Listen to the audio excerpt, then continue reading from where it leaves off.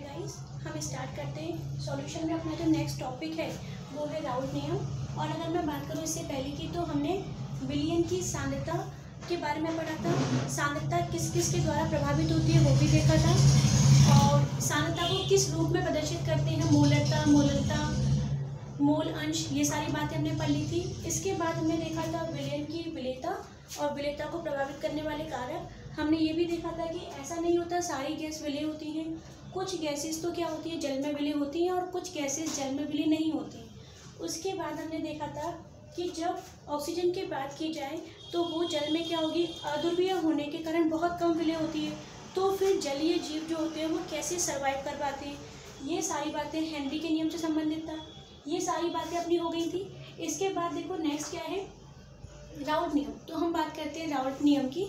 और अगर इस नियम की बात करें तो सबसे पहली लाइन क्या आएगी यहाँ पर कि ये नियम किससे संबंधित है। तो हम लिखेंगे यहाँ पर कि इस नियम का संबंध किससे है, विलियन के वाष्प दाब से। एक तो आएगा यहाँ पर विलियन के वाष्प दाब, और दूसरा क्या होगा, इसका संबंध किससे है, वेपर प्रेशर, है ना।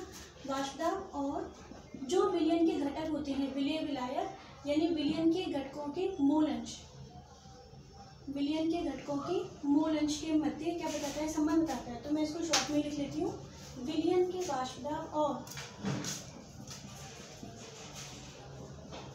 मूल अंश के मध्य क्या बताता है, ये नियम संबंध बताता है। ठीक है, अब इसमें से मैं बात करती हूँ यहाँ पर कि वाष्प दाब क्या होता है। पहले एक बार छोटी सी बात उसकी कर लेते हैं, फिर आगे हम पढ़ेंगे राउल्ट का नियम। तो वाष्प दाब तो देखो क्या है, इसको मैं शॉर्ट में बता रही हूँ। यहाँ पे हमने लिया जल, इसे गर्म किया, गर्म करने पर पात्र क्या है, ये क्लोज कंटेनर है, इसे हमने गर्म किया तो वाष्प बनेगी। वाष्प जो बनेगी वो यहाँ इसकी सतह पर क्या हो जाएगी, पात्र की दीवार पर इकट्ठी हो जाती है। उसके बाद यही वाष्प क्या करेगी, दाब लगाएगी, क्योंकि वाष्प ऊपर तो जा नहीं सकती, क्लोज कंटेनर है, तो ये दाब लगाएगी। तो इस वाष्प के द्वारा लगाया गया दाब ही क्या कहलाता है, वाष्प दाब। ठीक है ना। अब ये जो वाष्प दाब लग रहा है वो कहाँ लगेगा, एक तो लगेगा द्रव की सतह पर, ये वाष्प दाब लगाएगी, और कहाँ लगेगा, पात्र की दीवार पर, पात्र की दीवार पर। तो वाष्प के द्वारा लगाया गया दाब जो कहाँ कहाँ लगेगा, द्रव की सतह पर और पात्र की दीवार पर, क्या कहलाता है, वाष्प दाब कहलाता है। अब राउल्ट ने क्या किया था, साइंटिस्ट ने विलियन के वाष्प दाब और मूल अंश के मध्य संबंध बताया था। इसे हम डिटेल में पढ़ते हैं। देखो, इसका जो अध्ययन है राउल्ट के नियम का, हम दो केस में करते हैं। एक को मैं लिखती हूँ केस 1, दूसरे को लिखेंगे केस 2। तो केस 1 की बात करते हैं यहाँ पे,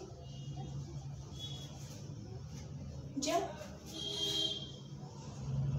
विलियन में उपस्थित विलेय, विलियन में उपस्थित विलेय अवाष्पशील हो। इसका मतलब क्या है वो अभी हम समझते हैं। Non volatile solute is present in solution. Non volatile solute यानी कि जो वेपर नहीं बनाता, ऐसा विलेय, जो अवाष्पशील है, वाष्प नहीं बनाता, ऐसा विलेय। अब देखो, पहले मैं इसके बात कर लेते हैं। हमने क्या किया, यहाँ पर ये कंटेनर लिया, इसमें हम क्या ले रहे हैं, यहाँ पे वाटर। ठीक है, क्लोज्ड कंटेनर है जिसमें हमने और क्या मिला रखा है, विलेय यानी कि सॉल्यूट, और जो विलेय मिला रखा है वो कैसा है, अवाष्पशील, यानी कि वो वेपर नहीं बनाएगा। ठीक है, अब हमने इसको हीट किया, तो जैसे ही इसको गर्म करेंगे तो क्या बनेगी, भाई वाष्प तो बनेगी, हम सभी बात जानते हैं। जैसे ही मैं इसको हीट करूँगी वाष्प तो बनेगी, और अगर वाष्प बन रही है तो वो क्या करेगी, वेपर प्रेशर लगाएगी, वाष्प बनी, इकट्ठी हो जाएगी यहाँ पे वाष्प, और यही वाष्प वापस से क्या लगाएगी, दाब, यानी वाष्प दाब तो आएगा। अच्छा, किसका वाष्प दाब, इस द्रव का। ये द्रव क्या है, इसमें विलायक भी है, विलेय भी है, दोनों है, सॉल्यूट है, सॉल्वेंट है, तो ये क्या है, सॉल्यूशन है। तो हम लिखेंगे यहाँ पर PS। PS का मतलब है वेपर प्रेशर, P से शो कर दिया, और S मतलब क्या हो गया, सॉल्यूशन, यानी विलियन का वाष्प दाब। ठीक है, अब राउल्ट क्या कह रहा है, राउल्ट ये कह रहा है कि इस विलियन का वाष्प दाब किस पर निर्भर करेगा। निर्भरता को हमने कैसे दिखा दिया, समानुपाती से। किस पर निर्भर करेगा, दैट इज इम्पोर्टेंट। एक बात बताओ, वाष्प कौन बना रहा है, H2O बना रहा है या विलेय बना रहा है। तो तुम बोलोगे कि वाष्प तो बना रहा है कौन, H2O, ठीक बात है ना। और विलेय तो कैसा है, अवाष्पशील है, भले ही इसमें प्रेजेंट है लेकिन वो वाष्प नहीं बना रहा, वो वेपर नहीं बना रहा। वेपर बनाने वाला सिर्फ कौन है, वाटर है, यही तो है। तो जब वेपर ही वाटर बना रहा है तो वेपर प्रेशर यानी कि वाष्प दाब के लिए उत्तरदायी कौन होगा? जल ही तो होगा। इससे तो कोई मतलब ही नहीं है, ये तो चुपचाप बैठा हुआ है। तो विलयन के वाष्प दाब के लिए जिम्मेदार कौन? विलयन के वाष्प दाब के लिए उत्तरदायी H2O। और H2O को मैं क्या बोल रही हूँ यहाँ पे? विलायक है H2O। और पूरे चैप्टर में विलायक को हमने क्या लिखा है? A। ठीक है, तो अब एक बात सुनो, और विलय को हमने क्या लिखा है? B लिखा है। ठीक है, अब मैं तुमसे एक क्वेश्चन करती हूँ कि क्या इस विलयन में वाष्प बनेगी? तो तुम बोलोगे बिल्कुल बनेगी। अगर वाष्प बनेगी तो वाष्प दाब आएगा? यस, बिल्कुल वाष्प दाब आएगा। इस वाष्प दाब के लिए वाष्प दाब का कारण कौन? तो ए होगा या बी होगा? मतलब जल होगा या विलय होगा? तो तुम बोलोगे जल, और जल को हम क्या लिख रहे हैं? ए। इसका मतलब ये हुआ कि इस पूरे विलयन में ए के मोल भी है, बी के मोल भी है, टोटल दोनों के मोल हैं। ठीक है ना, लेकिन दोनों के मोल में से वाष्प दाब का कारण कौन? ए। सही है ना, टोटल मोल में से ए के मोल, इसे हम क्या बोलते हैं? XA। तो विलयन के वाष्प दाब यानी कि PS किस पर निर्भर करेगा?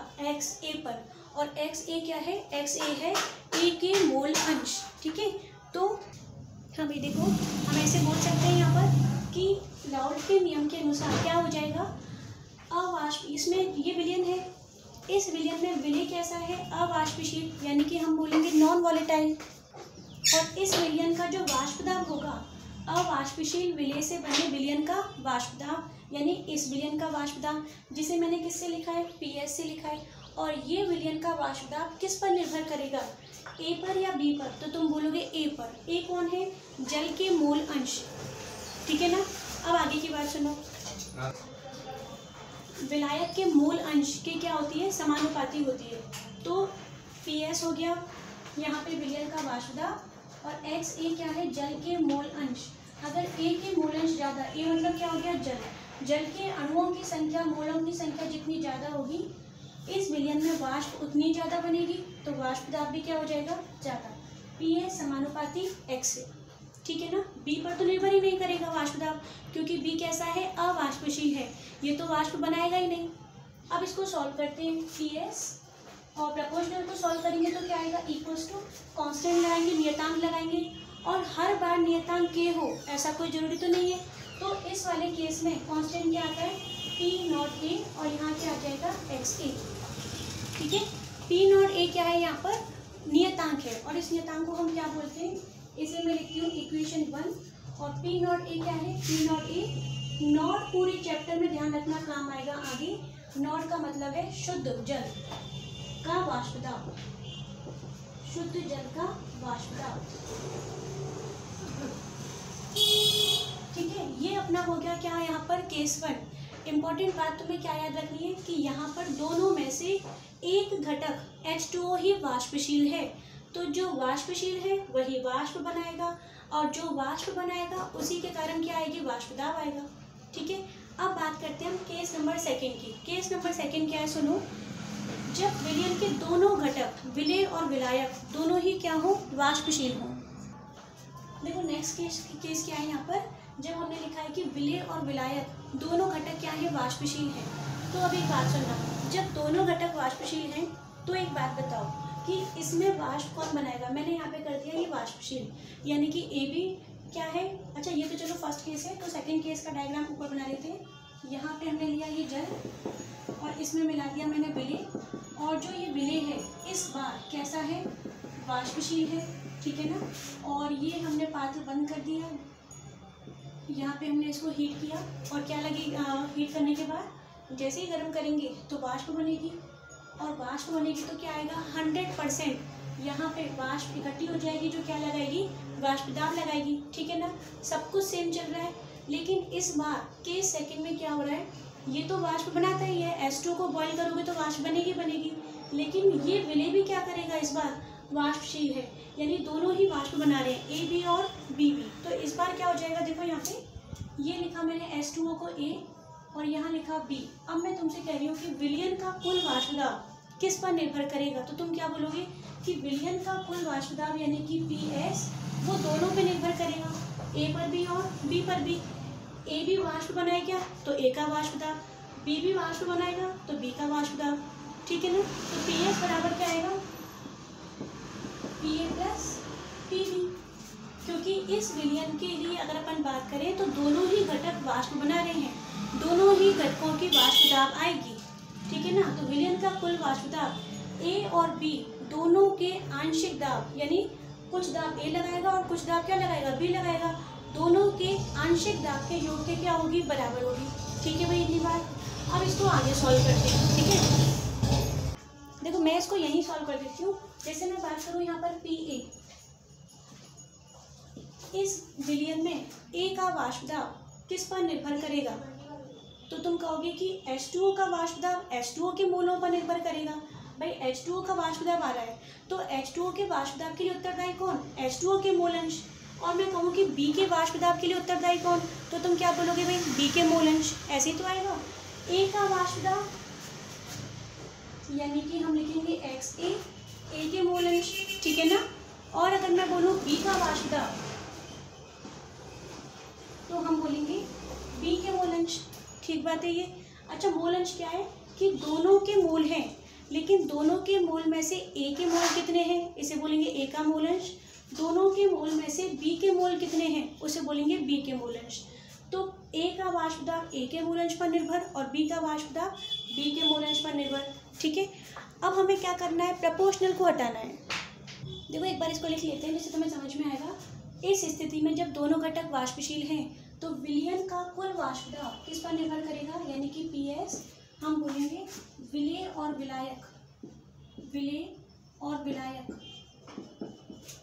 दोनों के आंशिक दाब के योग के क्या होगा, बराबर होगा। विलेय और विलायक दोनों के आंशिक दाब के, आंशिक दाब मतलब कुछ दाब A ने लगाया और कुछ दाब किसने लगाया, B ने लगाया है, आंशिक दाब के योग के क्या होगा, बराबर होगा। इस बार दोनों उत्तरदायी होंगे क्योंकि दोनों घटक क्या है, वाष्पशील हैं, ठीक बात है। अब क्या होगा, देखो इसके बाद हमें क्या करना है, यहाँ पर बराबर होता है, इसके बाद हम लिखेंगे PS equals to PA plus PB, ये तो लिखा था हमने, ठीक है। अब मैं इसको आगे सॉल्व करती हूँ। कैसे किया था हमने सॉल्व, कि PA, A का आंशिक दाब किस पर निर्भर करेगा, A के मोल अंश पर, यानी कि हम लिखेंगे XA, ठीक है। और ऐसे ही मैं लिखूँ अगर PB यानी कि विलेय, तो वो B का वाष्प दाब किसके कारण आया, B के मोलों के कारण ही तो आएगा, और A का वाष्प दाब A के मोलों के कारण आएगा। प्रपोर्शनल को हटाएंगे तो फिर कांस्टेंट लगाएंगे, और मैंने क्या कहा था, कांस्टेंट क्या आता है, हर बार कांस्टेंट की आई जरूरी नहीं है। P नॉट A XA, यहाँ पे क्या आएगा P नॉट B, और ये क्या हो जाएगा XB, ठीक है। इसलिए हमारे पास PA का मान आ गया, यहाँ से हमारे पास PB का मान आ गया, और ये क्या है, विलयन का कुल वाष्प दाब। तो देखो मैं क्या करती हूँ, इसको सॉल्व करना है आगे। कैसे सॉल्व करेंगे, देखो मैंने इसे क्या कर दिया यहाँ पर समीकरण नंबर 1 और इन दोनों को मिलाकर PA और PB, इसको हमने मिला के लिख दिया इक्वेशन नंबर 2। तो अब क्या करना है, बाय इक्वेशन 1 एंड 2 हम इक्वेशन 2 PA और PB का मान 1 में रख देंगे। क्या हो जाएगा यहाँ पे, देखो बाय इक्वेशन 1 एंड 2 मान रख देते हैं P और PB का, तो PS आ जाएगा हमारे पास P not A XA plus P not B, और क्या हो गया XB। ये हमारा मान रखने पर आया, और इसको हम बोल रहे हैं समीकरण नंबर 4, ठीक है। अब देखो आगे क्या करना है, इसको आगे सॉल्व करना है। देखो आगे सॉल्व करते हैं। अब हमें क्या करना है, यहाँ पर XA और XB इसके मान को परिवर्तित करना है। हम चाहते हैं या तो दोनों जगह XA हो जाए या फिर दोनों जगह XB हो जाए। अब ऐसा कैसे करेंगे, हमें पता है कि मोल अंश का योग कितना होता है। देखो XA प्लस XB ये हम पहले पढ़ चुके हैं। XA प्लस XB विलयन में जितने भी घटक होंगे उनके मोल अंश का योग कितना होता है, 1, है ना। तो मैं इसमें से क्या करती हूँ, किसी भी एक का मान निकाल लूँ। तो मैंने XA का मान फाइंड कर लिया, और XA क्या हो जाएगा 1 माइनस XB। सिर्फ ये सॉल्व करना अपन आगे कि हम इस इक्वेशन को और इक्वेशन में भी चेंज कर सकते हैं। तो अब क्या कर रहे हैं, हमारे पास यहाँ से XA का मान आ गया, और वो मान क्या आया, XA equals to 1 minus XB। तो इसे लिख दिया मैंने इक्वेशन नंबर 5। अब इक्वेशन 5 जो है, जहाँ पे XA है उसका मान मैं कहाँ रख रही हूँ, समीकरण नंबर 4 में।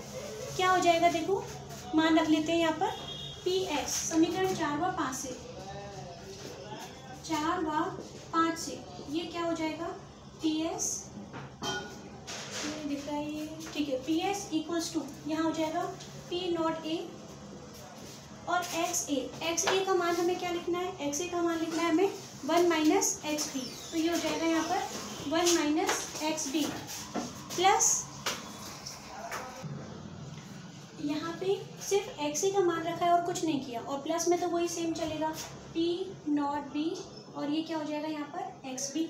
ठीक है, इसको आगे सॉल्व करना है। कैसे सॉल्व करोगे, देखो पी नॉट ए का यहाँ मल्टीप्लाई 1 से, तो पी नॉट ए ही रहेगा, पी नॉट ए माइनस फिर इस पी नॉट ए का एक्स बी से multiply P not B X B, और प्लस में ये सेम चलेगा, एक सेकेंड, पी नॉट ए और फिर आएगा ये पी नॉट बी, और ये क्या हो जाएगा एक्स बी। कुछ भी नहीं किया, सिर्फ पी नॉट ए का इन दोनों से मल्टीप्लाई किया। हम राउल के नियम की दूसरी इक्वेशन का पता लगा रहे हैं। ठीक है, अब मैं इस इक्वेशन को मुझे और आगे सॉल्व करना है, तो ऊपर वाली थ्योरी बढ़ा देते हैं। ये तो हमें पता ही है कि दोनों के आंशिक लाभ के योग के बराबर होगा, तो मैं क्या कर रही हूँ, यहाँ से इस वाली इक्वेशन को दोबारा से ऊपर लिख देती हूँ। ठीक है, देखो ये मैंने लिखा दोबारा यहाँ पर P S equals to P not A minus P not A X B plus P not B X B. ठीक है, अब हमें इसको और आगे सॉल्व करना है, तो कैसे सॉल्व करेंगे, देखो पी नॉट ए ये तो सिर्फ एक ही घटक है, अकेला घटक है, इसे ऐसे ही रहने दो। यहाँ कितने टर्म्स हैं, दो, वाष्प दाब पी ए है और क्या है एक्स बी यानी मूलंश, दो घटक हैं। यहाँ पर भी कितने घटक हैं, दो, तो हमें इन दोनों की तुलना करनी है। ठीक है, अब एक काम और किया मैंने, क्या किया कि प्लस वाले को मैं पहले लिख देती हूँ, इससे कोई फर्क नहीं पड़ेगा, बस इजी हो जाता है सॉल्व करना। तो मैं प्लस वाले को पहले लिख रही हूँ और ये लिखा माइनस वाले को बाद में। ठीक है, इसमें से हम कॉमन ले लेते हैं। कॉमन क्या आएगा, पी नॉट ए तो अकेला घटक है, इसको ऐसे ही रहने दो। इसमें से कॉमन क्या आएगा, एक्स बी आएगा। ठीक है भाई, अब यहाँ क्या रह गया, पी नॉट बी, और यहाँ क्या रह जाएगा, पी नॉट ए, और ये क्या आ गया, पी एस, विलयन का कुल वाष्प दाब। ठीक है, तो हमारे पास एक आंसर तो क्या आया था, विलयन के कुल वाष्प दाब में एक तो हमारे पास आया था P S equals to P A plus P B. ठीक है, राउल के नियम के समीकरण के अनुसार अगर दोनों घटक वाष्पशील हैं तो विलयन का कुल वाष्प दाब दोनों के आंशिक दाब के योग के क्या होगा, बराबर। सेकेंड इक्वेशन, पी ए और पी बी का मान रखने पर ये वाले आया था, है ना। तो इसी पी एस को हम और क्या लिख सकते हैं, राउल के नियम के अनुसार पी ए का मान लिखा P not A X A और पी बी का मान लिखा P not B X B, और इसी एक्स ए और एक्स बी को सॉल्व करने पर हमारे पास ये आया। तो इसी इक्वेशन का तीसरा प्रकार क्या हो गया, P S equals to P not A X B P not B minus P not A. ये तीनों मैंने क्यों लिखे हैं, क्योंकि अगर किसी कॉम्पिटिशन एग्जाम में जाते हैं तो वहाँ ये आ सकता है कि निम्न में से कौन सा राउल के नियम का समीकरण नहीं है, तो ये तीनों हैं और इनके अलावा जो आ जाए वो राउल के नियम का समीकरण नहीं है। ठीक है, अब एक बात और, यहाँ पे ऐसे कोई डाउट मत करना कि मैंने यहाँ से एक्स ए का मान निकाला था, है ना, और एक्स ए की जगह पे क्या रख दिया था, 1 माइनस एक्स बी। तो तुम ऐसे भी कर सकते हो, एक्स बी का मान निकाल लो और 1 माइनस एक्स रख दो, तो बात तो एक ही है, इन दोनों में से किसी भी एक को रख सकते हो। ठीक है, आगे देखो, इसके बाद देखो, इसके बाद राउल नामक वैज्ञानिक ने, यही राउल के नियम का समीकरण है। ठीक है, केस 1 और केस 2। अच्छा, मैं तुम्हें एक बात बताती हूँ, जो हमने लिखा है ना यहाँ पे P S equals to P not A X A plus P not B, और ये क्या है यहाँ पर एक्स बी, ये दोनों लिखे हैं ना, ये कब आता है, ध्यान रखना, जब दोनों घटक वाष्पशील हो, ए भी विलायक भी वाष्प बना रहा हो और बी भी वाष्प बना रहा हो, तो दोनों का वाष्प दाब आएगा, है ना। अब मैं इसी समीकरण में तुम्हें एक कंडीशन लिख के दे रही हूँ, और वो कंडीशन क्या है, वो मैं ये लिख के दे रही हूँ कि, अब मैं तुम्हें कंडीशन ये लिख के दे रही हूँ कि इन दोनों में से जो बी घटक है वो कैसा है, अवाष्पशील है। बी घटक कैसा है, अवाष्पशील है। तो बताओ विलयन का वाष्प दाब कितना आएगा, तो मैंने यहाँ लिखा पी एस, ठीक है, इक्वल्स टू, ये हमारे पास समीकरण लिखा हुआ है, बी घटक अवाष्पशील है। तो बताओ भाई, जब बी घटक अवाष्पशील है तो बी घटक वाष्प बनाएगा, नहीं बनाएगा। जब बी घटक वाष्प ही नहीं बना रहा तो वाष्प दाब आएगा क्या, नहीं आएगा। और जब वाष्प दाब ही नहीं आ रहा तो ये मान कितना हो जाएगा, 0 हो जाएगा। सही बात है ना। तो यहाँ पे इस वाले घटक का मान कितना हो गया, 0, और ये 0, तो पी एस बराबर क्या हो जाएगा, पी नॉट ए एक्स ए। ठीक है, अब ये तो मैंने ये बता दिया। और यही क्या था, ये केस 1 था, ध्यान करो, केस 1 को तो मैच कर लेना, बिल्कुल यही आ रहा है। विलयन का वाष्प दाब हमने लिखा था PS, XA और XB किस पर निर्भर करेगा, XA पर। ऐसे लिखा था, प्रपोर्शनल को हटाया था तो क्या लगाया था, कांस्टेंट P0A XA। ठीक है, यही तो बात थी, तो ये यहाँ पर आ गया।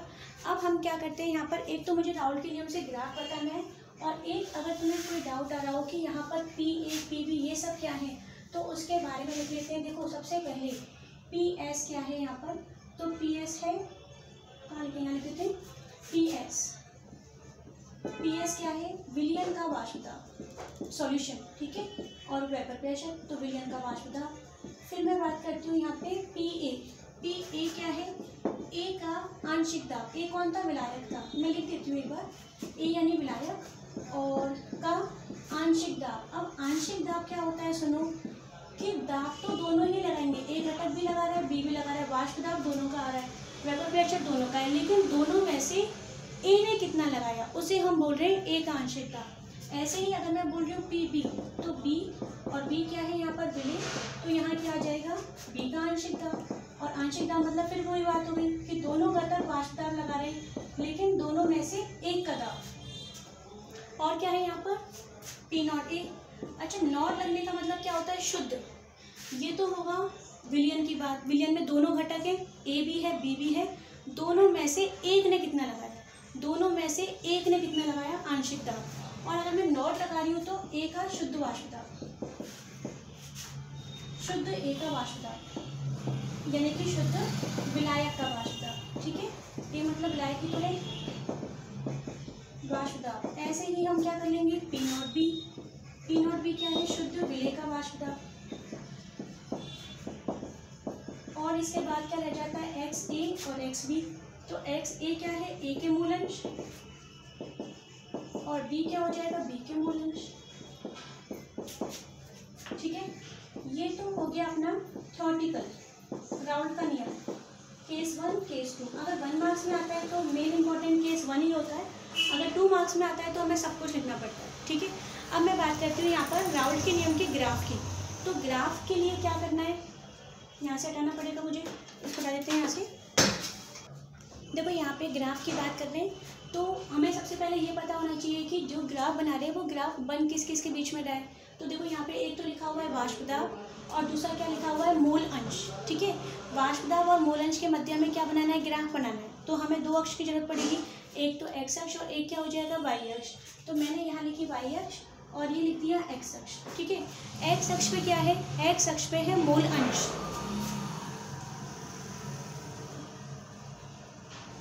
और वाई अक्ष पे क्या है, वाष्प दाब। अब देखो बात ये कि ये वाष्प दाब है किसका, विलय का वाष्प दाब या विलायक का। तो अगर मैं इस जगह पर विलायक का वाष्प दाब लिख रही हूँ तो मुझे दूसरी जगह पर किसकी जरूरत होगी, विलय के वाष्प दाब की।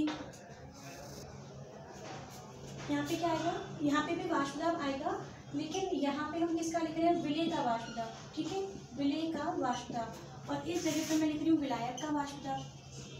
अब नेक्स्ट पॉइंट सुनो, ग्राफ कैसे बनेगा, मूल अंश है, तो इस पॉइंट पर हम किसकी बात करेंगे, इस पॉइंट पर सिर्फ विलायक की बात करेंगे, और विलायक को हम क्या लिखते हैं, A लिखते हैं, ठीक है ना। तो यहाँ पे क्या आएगा, XA, और XA इक्वल्स टू क्या है, 1। इसका मतलब ये है कि इस जगह पर सिर्फ और सिर्फ किसके मूल हैं, A के मूल हैं। अब तुम्हें एक बात पता है, देखो मैंने क्या लिखा था यहाँ पर, XA plus XB equals to 1, ये लिखा था ना। अगर मैं बोल रही हूँ कि सारे मूल अंश A के हैं, तो बताओ XB कितना आएगा, तुम इसको सॉल्व करना, 1 माइनस 1 कितना हो जाएगा, 0 हो जाएगा, यानी इस जगह पर XB कितना आएगा, 0। इसका मतलब यहाँ पे इस वाली जगह पर केवल और केवल शुद्ध विलायक उपस्थित है, विलय नहीं है। अब वहाँ बात करते हैं, तो वहाँ हमने क्या कर लिया, XB इक्वल्स टू 1 ले लिया, और अगर मैं XB इक्वल्स टू 1 ले रही हूँ तो XA कितना हो जाएगा, 0 हो जाएगा, ठीक है भाई ये बात। अब आगे सुनो, अगर यहाँ पर सिर्फ A है, B तो है ही नहीं, तो इस लाइन पर अगर मैं बोलूँ वाष्प दाब आएगा तो किसका आएगा, तो तुम क्या बोलोगे कि इस वाली लाइन पर अगर वाष्प दाब का मान आएगा तो वो सिर्फ A का आएगा, B का तो आना है ही नहीं क्योंकि B है ही नहीं। तो जो भी वाष्प दाब होगा वो कैसा होगा, शुद्ध वाष्प दाब, ठीक है। और शुद्ध वाष्प दाब को हम किससे लिखते हैं, नॉट से। तो मैंने यहाँ लिख दिया P नॉट, और ये क्या लिखा, A, ठीक है। ऐसे ही क्या किया हमने, यहाँ पर इस वाली जगह पे बात कर रही हूँ, वाष्प दाब आएगा, और किसका आएगा, B का आएगा। तो हमने B के वाष्प दाब को क्या लिखा, यहाँ पर ऐसे लिख दिया पी नॉट पी शुद्ध वाष्प दाब भी आएगा क्योंकि बी ही है और दोनों वाष्पशील हैं। अब तुम ध्यान से देखो, मैंने ए को ऊपर लिखा और बी को कहाँ लिखा है, नीचे थोड़ा।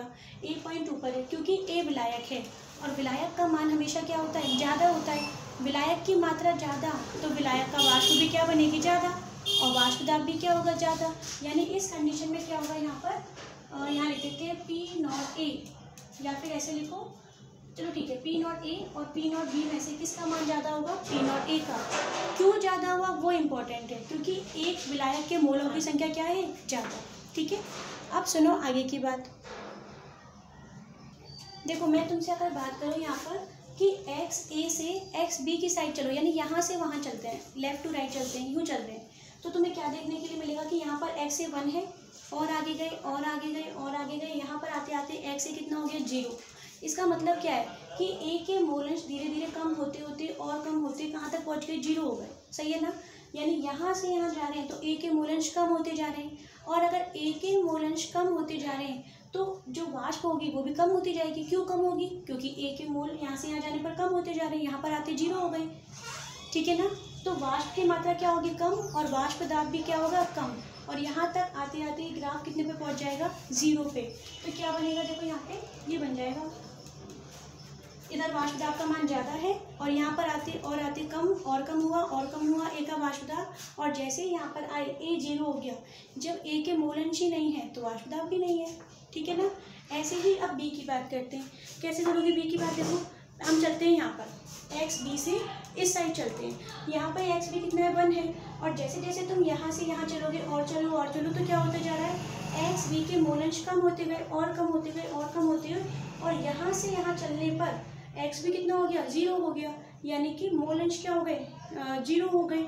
अगर मोलंश 0 हो गए तो एक बात बताओ, वाष्प दाब कितना हो जाएगा, 0। तो यहाँ तो ज़्यादा था, उसके बाद धीरे धीरे कम होते होते ये ग्राफ ऐसे, इसको हम यहाँ कर लेते हैं।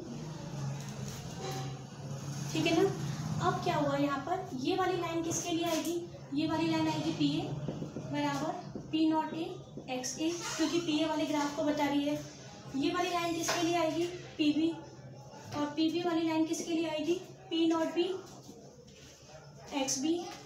ठीक है भाई, अब हमें विलयन की बात करनी है, तो विलयन क्या करें, दोनों को मिला दें, दोनों के घटक को मिला दें तो ऐसे आएगा, और ये हो जाएगा पी एस बराबर P A plus P B. इन दोनों को मिलाने का मतलब हो गया कि कुल वाष्प दाब। तो ये हमारे क्या हो गया, राउल्ट के नियम का ग्राफ हो गया। अब देखो एक बात सुनो, राउल्ट का नियम किस पर आधारित है, विलयन के संबंधित है, विलयन के घटकों से संबंधित है ना। अगर विलयन का हम ग्राफ बना रहे हैं वाष्प दाब और मोलंश के मध्य, और विलयन के वाष्प दाब यानी एक साइड विलायक विलय और मोलंश लेकर ग्राफ ऐसा आता है, सीधी रेखाएं आती हैं, स्ट्रेट लाइन आती है, तो इसका मतलब क्या हो गया कि हम ये बोल सकते हैं कि वो विलयन राउल्ट के नियम का क्या कर रहा है, पालन कर रहा है। ठीक है, और अगर राउल्ट के नियम का पालन कर रहा है, कोई भी अगर नियम का पालन करता है तो हम उसे क्या बोलते हैं, आदर्श विलयन बोलते हैं। तो 2 प्रकार के विलयन होते हैं, आदर्श विलयन और दूसरा होता है अनादर्श विलयन। आदर्श विलयन क्या होगा, जो राउल्ट के नियम का पालन करेगा। ठीक है, और अनादर्श क्या होगा, जो राउल्ट के नियम का पालन नहीं करेगा। अगर वो राउल्ट के नियम का पालन कर रहा है तो ग्राफ में ऐसी लाइन आएंगी। ठीक है ना, और अगर वो राउल्ट के नियम का पालन नहीं कर रहा तो 100% ग्राफ में ये वाली रेखाएं प्राप्त, ऐसी रेखाएं प्राप्त नहीं होंगी। तो अपना नेक्स्ट टॉपिक क्या होगा, आदर्श विलयन और अनादर्श विलयन, और बहुत इंटरेस्टिंग टॉपिक है, तो उसको हम देखते हैं नेक्स्ट लेक्चर में। Let's all.